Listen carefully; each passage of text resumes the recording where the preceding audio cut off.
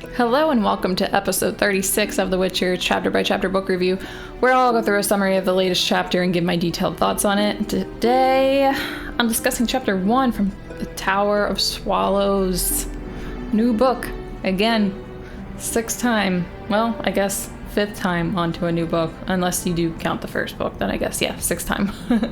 So the first episode was the first time we were on a new book, but it was the first one, so I don't know if you want to count that, but it doesn't matter.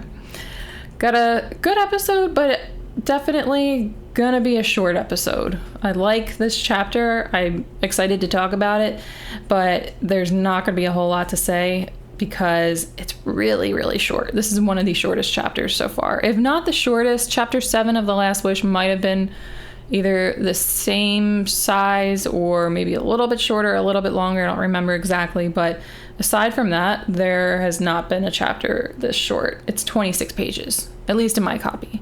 And just to give you some context, because there's a good chance that you don't count the chapters like I do for these books, and I normally don't count chapter page length when I'm reading a book, but because I'm doing a podcast on these books, I've been counting each chapter's page amount, and yeah, like I said, I wouldn't normally do that, but I'm doing that I like to have an idea of how much time it's going to take me because I'm not a fast reader. So I like to go through and figure out exactly like, okay, well, this chapter is this many pages, so I should really get a move on with it because it's big, or this chapter only has, like this one, 26 pages. Like, I don't need to like rush or feel pressured to go through it quickly. Like, I can take my time. So this chapter is definitely one of those. There's not going to be a whole lot to talk about, which, you know what, today, that's not necessarily a bad thing for me recording this, because at the time of recording this, and I say that just in case you're listening to this in the far distant future, it's August. It's really hot. It's so hot in my apartment right now. My goodness. And what I normally do to stay cool in my apartment with no air conditioning is I have this little fan that I'll have pointed directly on me, like a foot, maybe a foot and a half away from me. And it works to keep me cool, but I can't do that while I'm recording because it's loud. It's very loud in the microphone. And I've tested it out. I've tried placing the fan at different angles around me. I've tried putting it just on low, but it gets picked up by the mic terribly. So unfortunately, I can't use my fan while I'm recording my podcast episodes. And I imagine I'm going to be sweating a little bit by the time I'm done recording this. But it's okay because it's worth it. It's The Witcher. Talking about The Witcher is definitely worth a little bit of physical discomfort. I'm okay with it. But at the same time, I'm okay with not having to spend too much time without my fan. Next episode, though, I know it's a longer chapter, so I'm not totally sure what I'm going to do because I think it's still going to be hot out. But I'll cross that bridge when I get to it. But yeah, just to give you a little bit of additional context, I think I started on this point and then forgot to finish it. Most chapters in these books are at least 40 pages, usually. This one's 26 pages. The previous chapter, I think, was almost 60 pages. I think it was 58 pages. And I understand with different copies, different, I don't know, like where it was distributed. I'm not sure exactly how those things work, but I think the page count might not be exactly the same depending on the copy of the book that you have, but the copy that I have is only 26 pages in this first chapter, and either way, like, it's going to be a short chapter no matter what your copy is like, so it is what it is. It's just gonna have to be a quick episode. There's not really a whole lot to discuss, but there are a lot of things that we learn, a lot of news and a new character, so I guess we can just kind of get into it now after I go through the recap of the previous episodes. So we wrapped up Baptism of Fire with Geralt acquiring a first-rate sword from Zoltan, Milva miscarrying on the banks of the Yaruga, while Geralt and Cahir defend a bridge against Nilfgaardians, along with the Lyrian and Rivian army. After successfully defending the bridge, Geralt is knighted by Queen Meve. Here is the summary of the first chapter of The Tower of Swallows. During the equinox, when all types of people throughout the world are awoken by nightmares from the presence of the wild hunt, an old hermit called Vysegoda, sorry if I'm not pronouncing that the way it's meant to be pronounced, that's the best I can do.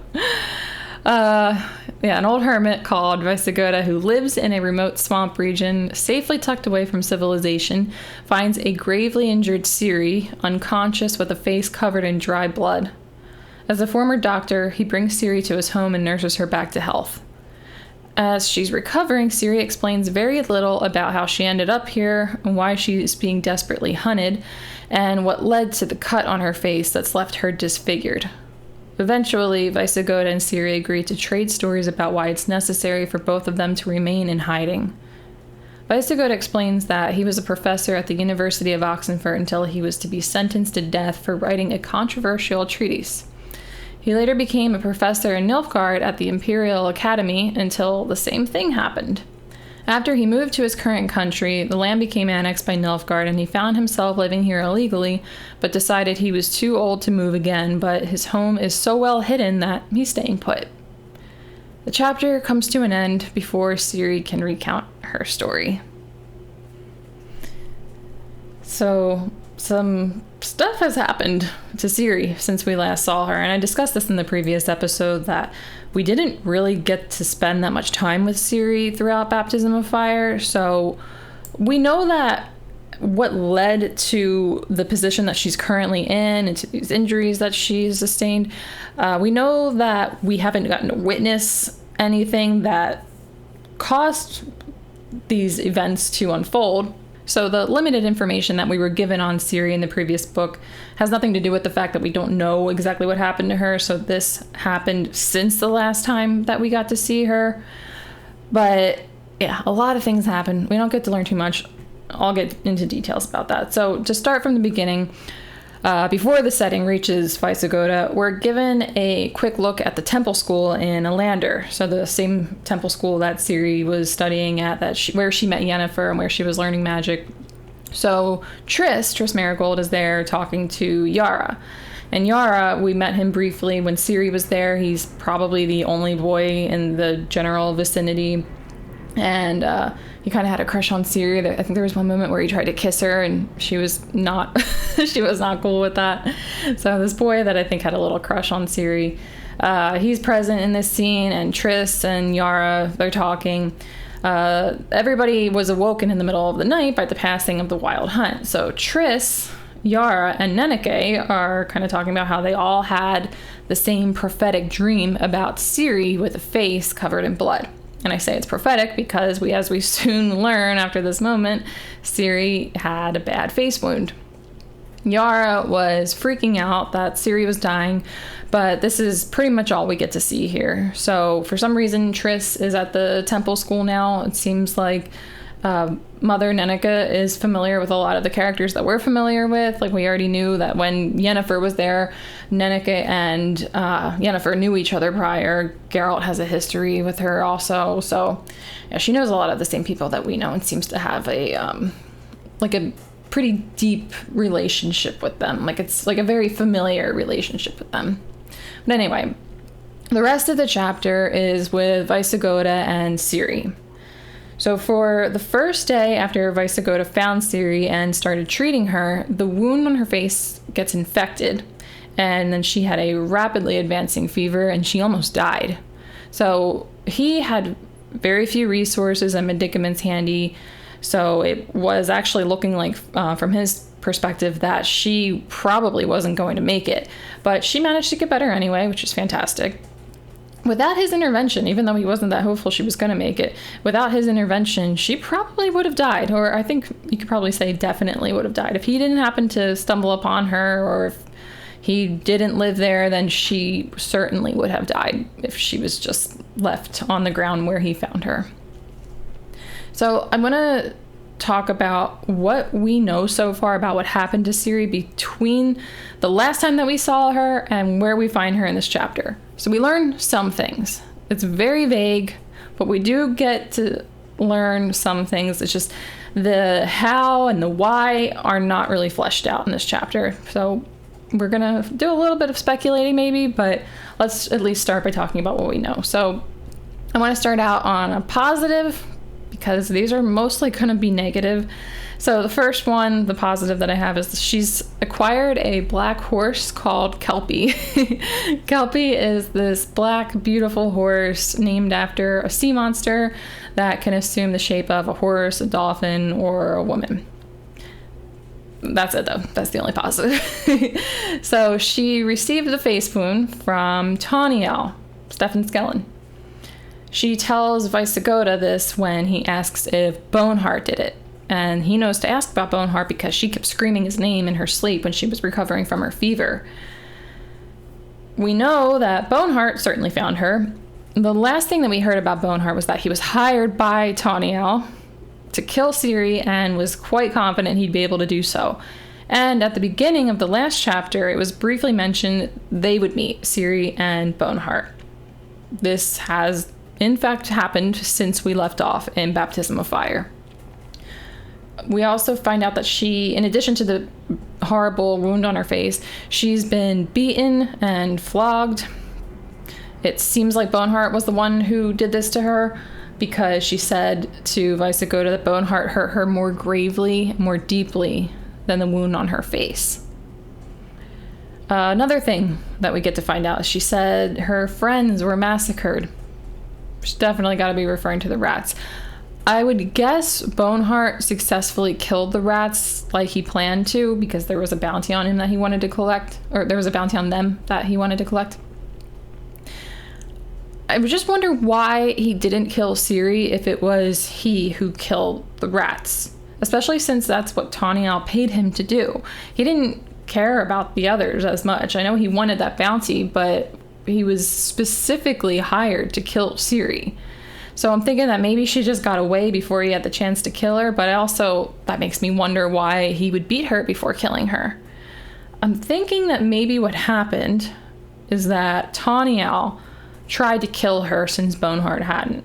So I don't know exactly how Tawniel wounded Ciri's face, but I'm thinking that that was in an attempt to kill her because Boneheart was not successful. It's just really strange. Like, how did she end up even around Tawniel? Why wouldn't Boneheart have killed her like he was supposed to, but he killed the rest of the rats? Maybe it wasn't even him that killed the rest of the rats. She doesn't say. She says that her friends were massacred. She doesn't even refer to them as the rats, so I guess there's the slightest possibility that she wasn't referring to them, but I can't imagine that she would say, my friends were massacred, and then it wasn't them. I mean, those are the people that she has been the closest with since she's met them. So, and she's around them all the time. Like, they all travel together and they all sleep in the same place every night. So it's got to be them. I don't really sympathize too much because they weren't really good people, but I don't know. I've talked about it a little bit before with the rats, how they're not good people, but they're also so young and they're kind of at that age where if you're going to make bad decisions in your life, that's when you're most likely going to be doing it. So I wouldn't want them to be killed in horrible ways, but at the same time, I'm not going to feel as sorry for them as I would somebody else, like, I don't know, somebody that was a good person, I guess. But I do feel bad for Ciri, even though she was doing bad things also, but I do feel sorry for her because those were the only people that she had in her life that she was close to at the moment. You know, the other people in her life that haven't been killed, like the rest of her family, she had Geralt and Yennefer. She doesn't know where they are or if she's ever going to see them again. And for all she knows, they're not even alive.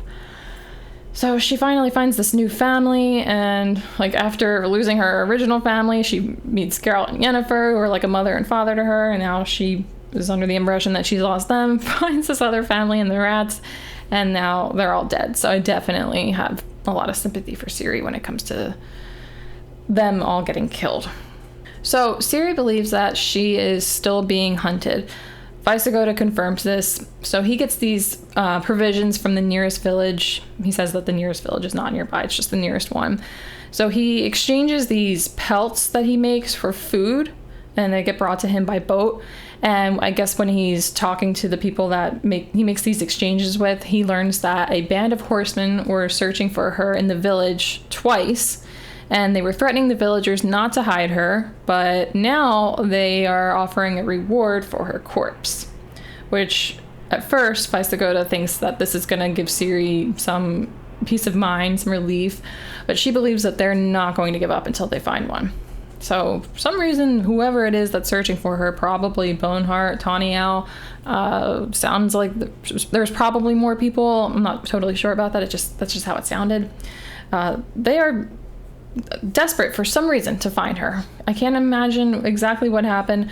I know that Tawny Owl, however, is aware of the fact that she is not this Falca that she's been going by. She is Ciri, the Princess of Sintra.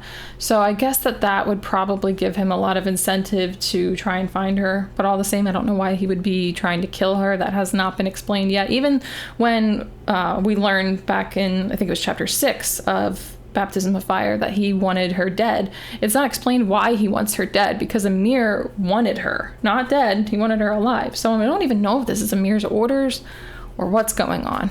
It's all very mysterious at the moment. And speaking of mystery and confusion, it's very mysterious how Ciri ended up by Vaisagota's home. It's so remote and hidden. Like, she doesn't even have to worry about anybody finding her there, which is great. We don't want any of these people that are desperately searching for her to find her. But this place is just so hidden that it doesn't make any sense how she ended up there. The hummocks on the swamps are so surrounded by bogs that it should be impossible for anyone unfamiliar with the paths to reach them. She managed to somehow. Another weird thing about this whole situation is that she was convinced that the date was earlier than it was. Vaisagota was certain that he found her about 10 hours after she sustained her face injury. However, she says she was wounded on September 23rd, but he found her on September 26th. Perhaps her memory is just serving her poorly after getting wounded, sick, resting a lot, but it's still strange since she was so sure that it was the 23rd.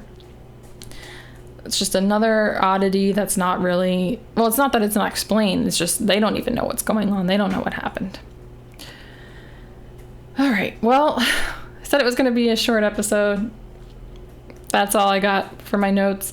I have a few closing thoughts here, though, but as far as the main discussion goes, that's all I had. I think I covered everything important in the chapter, so...